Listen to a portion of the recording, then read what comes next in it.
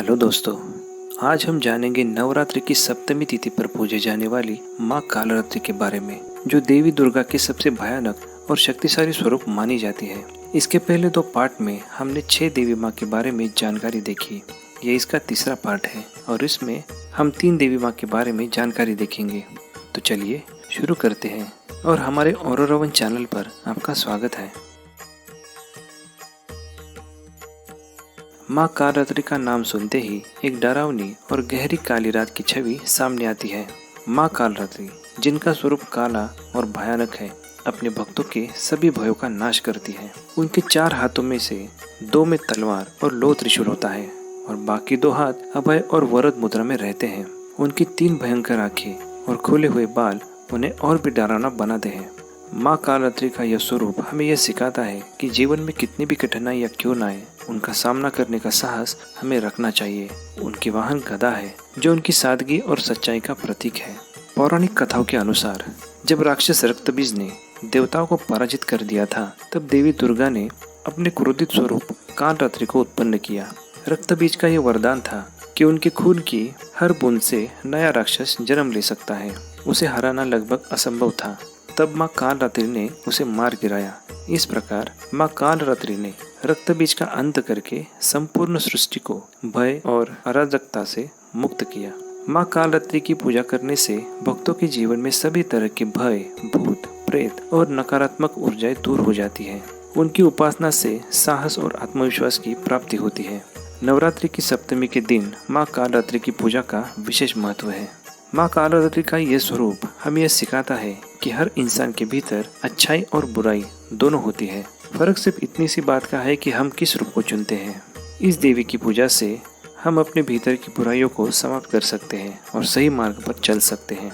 माँ कालरात्रि की पूजा न केवल भौतिक भय को दूर करती है, बल्कि हमें मानसिक और आध्यात्मिक शांति भी प्रदान करती है। उनके आशीर्वाद से हमारे मन का अंधकार भी दूर हो जाता है और जीवन में प्रकाश की किरणें आ जाती है। 8वें नंबर पर आती है माँ महागौरी। नवरात्रि के पावन पर्व में देवी के 9 रूपों की आराधना का विशेष महत्व है। इनमें से एक रूप है देवी महागौरी का, जो अष्टमी तिथि को पूजी जाती है। महागौरी का नाम सुनते ही मन में एक सुंदर, शांत और दयालु देवी का चित्र उभर आता है। पौराणिक कथाओं के अनुसार महागौरी का जन्म माता पार्वती के रूप में हुआ था, जब उन्होंने भगवान शिव जी को पति के रूप में पाने के लिए कठिन तपस्या की थी।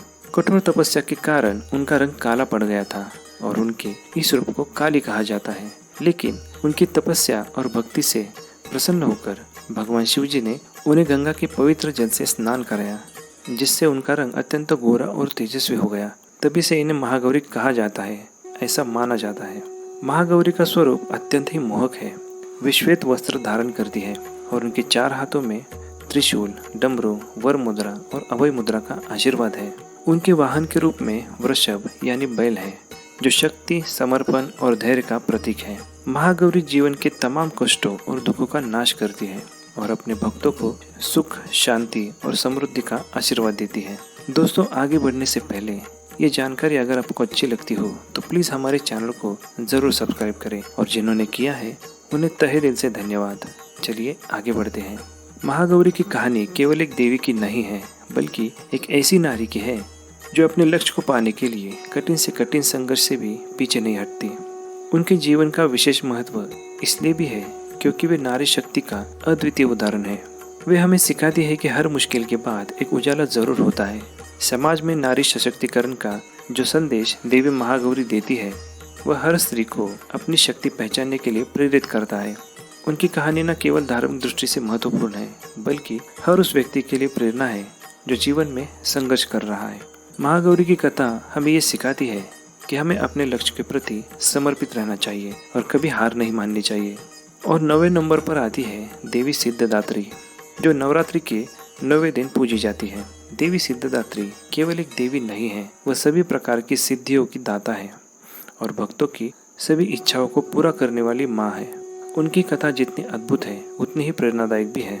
देवी सिद्धदात्री का नाम 2 शब्दों से मिलकर बना है। सिद्धि यानी अलौकिक शक्तियाँ और दात्री यानी देने वाली या दान करने वाली। यह देवी ब्रह्मांड की समस्त सिद्धियों की स्रोत है और अपने भक्तों को इन शक्तियों से परिपूर्ण करती है।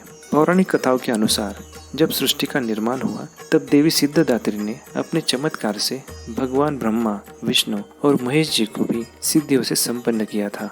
देवी सिद्धदात्री का स्वरूप बहुत ही आकर्षक और दिव्य है। 4 भुजाओं वाली देवी लाल वस्त्र धारण किए हुए, उनके एक हाथ में चक्र, दूसरे हाथ में गदा, तीसरे में शंख तथा चौथे में कमल का पुष्प है।